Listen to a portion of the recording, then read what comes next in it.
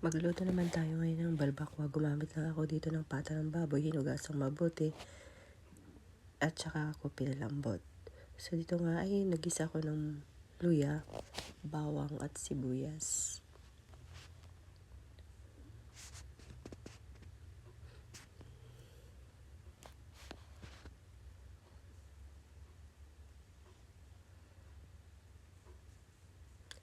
Nilagay ko na rin ang ating green chilies at saka atsuete para magkakulay. Nilagay ko na rin ang ating napalambot na pata.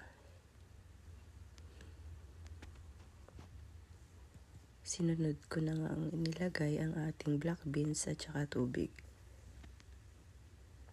Nilagyan ko din ito ng tomato paste